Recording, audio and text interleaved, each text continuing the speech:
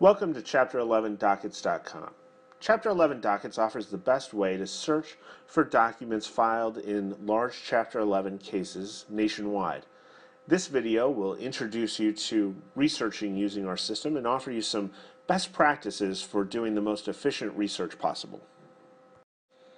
To begin with a few key stats on Chapter11Dockets.com, our database currently comprises approximately 2,000 of the largest Chapter 11 cases filed since electronic filing began, and that means that we cover approximately 3.1 million documents, which is every document filed in those cases.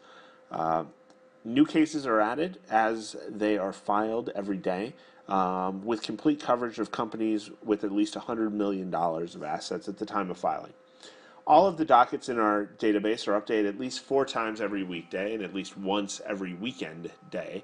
And as we'll touch on later, we offer numerous ways to search for cases within our database and also to filter the documents that are filed within those cases.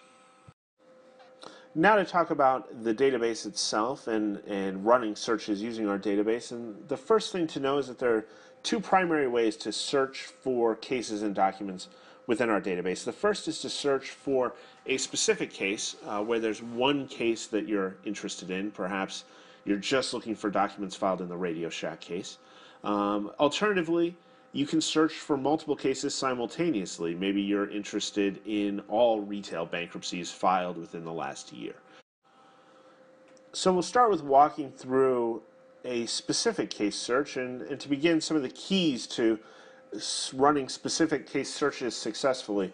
The first is when searching for a case, you have 2 options, either to identify the case by case number or by case name. And know that when you're searching by case name, our database lists the name of the lead debtor company.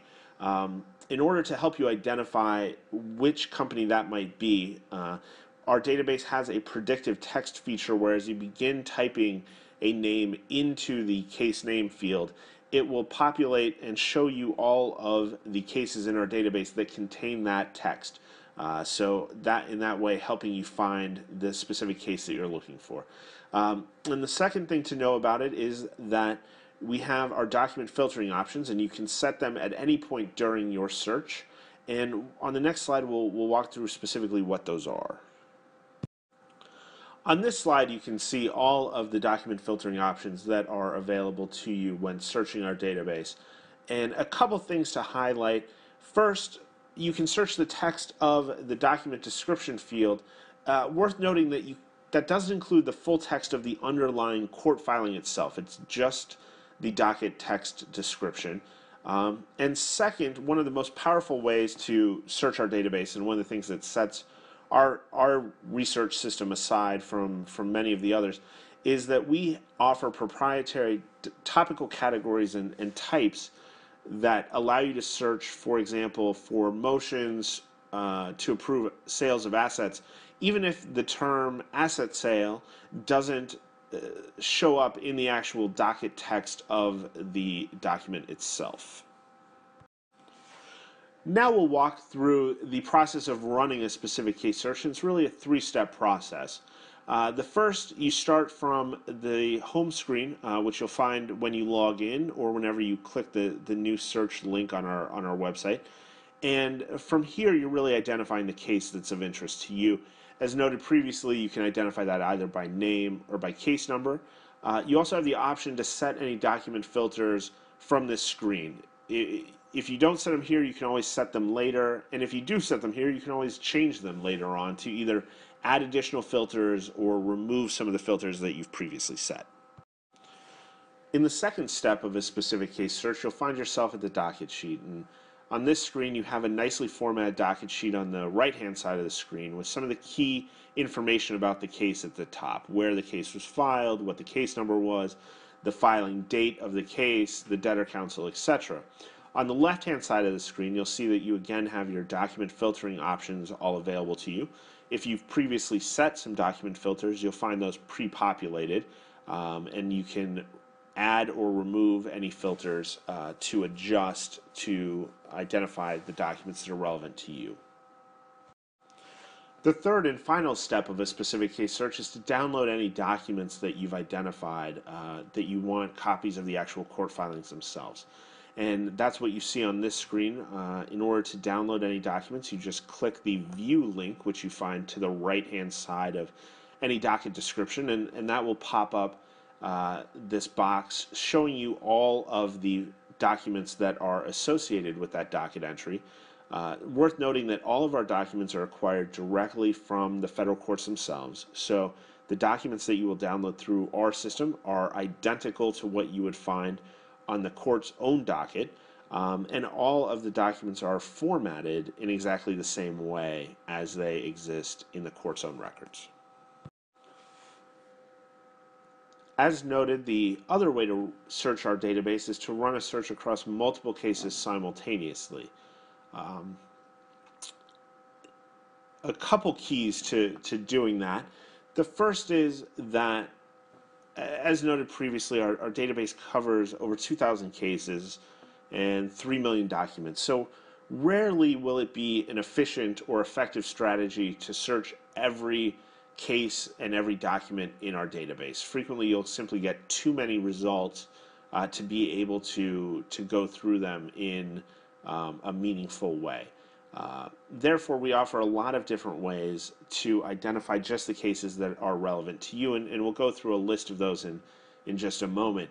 Also worth noting is that you have all of the same document filters available to you in multiple case searching that you did in specific case searching. And again, you can add, remove, adjust those filters at any point in the process.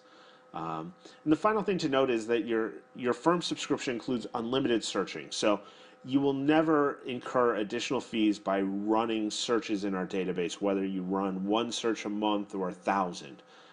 So really, if you limit your cases and you find that you've been overly aggressive in limiting those, and you have to go back and expand those case search criteria a little bit, you won't incur any additional fees in doing that. The only time you will incur additional fees beyond the firm subscription is when you actually download copies of pleadings themselves.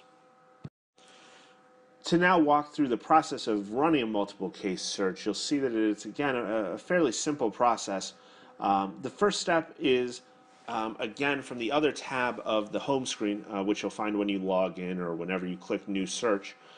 You'll have the option to set case criteria to identify just the cases that are relevant to you. Maybe that's cases filed in Delaware in the last year, or cases filed in the automotive industry. And from the screen, again, you have the option to set any document filters that may be relevant to you. Just quickly before we move on to the next step of the process, to look at this case search criteria that are available to you, and you'll find you have many different ways to identify cases that are meaningful. You can look at it from a court perspective, whether that's a specific jurisdiction, a federal circuit, or a specific judge that you want to look at. You also have different ways to identify companies that are of interest, whether that is the industry that the company is in, or different measurements of size, assets, revenues, number of employees. All of those are measured at the time of filing. Revenues is the revenues in the calendar year prior to filing. You also have different ways to identify case criteria. So when the case was filed, whether that case has been converted or dismissed, whether the case is still open or it's been closed. You can also look at the strategy, whether the case was filed as a prepackaged case or a pre-negotiated case. And you can look at the professionals involved. So we identify for every case a lead debtor counsel and a lead committee counsel to the extent that an unsecured creditors committee is appointed. So you can use that as a way to identify cases that are of interest. So step 2 of the multiple case search process is a little bit different than the specific case search, in that in this step you'll identify the cases that are of interest to you, and all of the companies that you will find listed meet your case search criteria that you selected initially. And to the right of the case name, you'll see a column showing the number of documents, and what that column shows you is the number of documents that meet your document filtering criteria. So if you haven't set any filters, that number will be the total number of documents that have been filed in the case. But if you've used document filters to limit that, that will show you just the number of documents that meet those filtering criteria. And at the top of that column, you will see that it either will say show cases with 0 documents or hide cases with 0 documents. And what that allows you to do is to hide cases which meet your case search criteria but don't have any documents that meet your filtering criteria. And that's particularly useful when you're searching for something that's very narrow, so you will have a lot of cases where no relevant documents have been filed. That'll allow you to remove all of those so you can just see the cases listed that are meaningful to you in terms of having court filings that are meaningful to you. From this list, you'll select any cases that you're interested in seeing the actual court filings from by checking the box to the left of the company name, and you'll see that at the top left-hand side of the screen, you'll have a case list, and as you check the box next to cases, that list will populate. Once you've identified the cases that you're interested in, if you click the View Document List, that will take you to step 3, where you'll actually be able to see the court filings themselves that match your document filters. So step 3 of the multiple case search process is to look at the actual documents within those cases that you selected in the previous process that meet your document filtering criteria. And again, here you can adjust your document filters on the left-hand side of the screen. And as you do that, the list will update to show you the documents from the cases you've selected that meet your new document filter criteria. Now, you can also go back to the previous step and either add or remove additional cases by clicking the Revise Case Selection link on the. So the final step in multiple case searching is much the same as the final step in specific case searching, and that's to download any documents that are relevant to your research question and where you want to view the underlying court filing. And that works exactly the same way as it did previously. You click the View link, which is to the right-hand side of the docket description, and it will show you all of the documents associated with that entry, and you can select one or more of them to download to your computer and open the actual PDF itself. So that largely concludes our introduction to Chapter 11 dockets, and we'll wrap up by just emphasizing a few of the best practices that we've touched on earlier. The first, with respect to specific case searching, is to remember the predictive case name feature, which will help you identify the lead debtor name, which sometimes can be unexpected.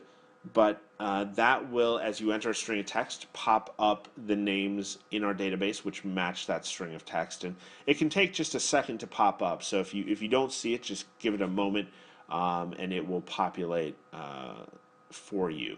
The second, with respect to multiple case searching, is remember to use the case search criteria to focus on the most relevant cases and to research efficiently. We frequently hear people, even with respect to very narrow searches that they're looking for, they don't think there's going to be a lot of documents, that our database has many more documents than they expect.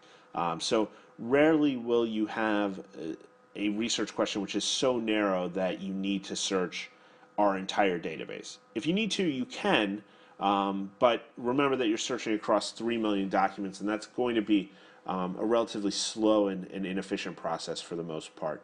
And the final thing to highlight is the use of our document filters.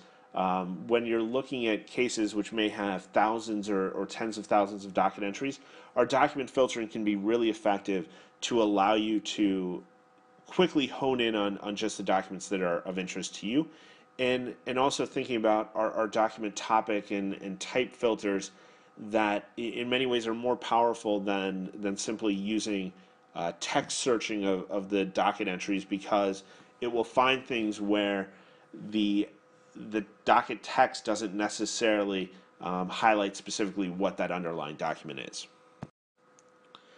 Thank you again for subscribing to Chapter 11 Dockets and for watching this video. If you have further questions now or as you start to use the system and do research, please feel free to reach out to us. You'll see our email address on the screen. It's customerservice@chapter11dockets.com. We staff that regularly, so whenever you send us an email, you can expect that we will respond to you pretty quickly with assistance to answer any questions that you may have.